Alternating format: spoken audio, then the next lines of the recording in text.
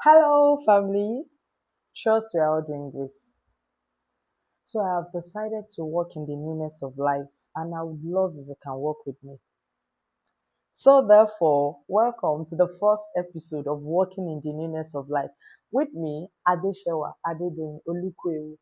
Even though we have been running the edition for a while now. So, our topic for today is weakness. Human weaknesses are the negative character traits they possess that limit their growth or hinders their progress.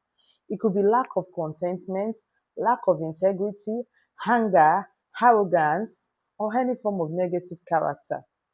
We are now living in a world whereby weaknesses are being glorified rather than honing up to it, working on ourselves, and bringing it to God to help us with it. You come across an arrogant person justifying their actions, saying what they have is self respect. Some will even say, that is who I am, that is how I'm wired. Nah, that is not who you are. It's because we are not making effort to be a better version of ourselves. We all have weaknesses. It doesn't make us less of a human. Rather, it serves as an opportunity for God's power to be displayed through our life. In the book of 2 Corinthians chapter 12 verse 9, he made us to understand that God's strength is made available in our weaknesses. But we have to acknowledge our shortcomings and invite Jesus to help us with it. Because if we don't, he won't force the help on us. We can see this from the book of Revelation chapter 3 verse 20 that says, "Behold, I stand at the door knocking. If anyone's hear me and open the door, I will come to him and dine with him rather."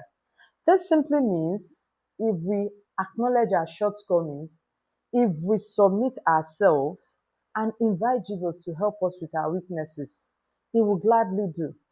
Few days ago, I came across a documentary video on YouTube. It was about Nigerian Correctional Service. Oh my, it was so heartbreaking to watch. At that moment, I couldn't help but imagine what could have led to the crime that had those inmates convicted. The first thing that came to my mind was uncontrolled anger.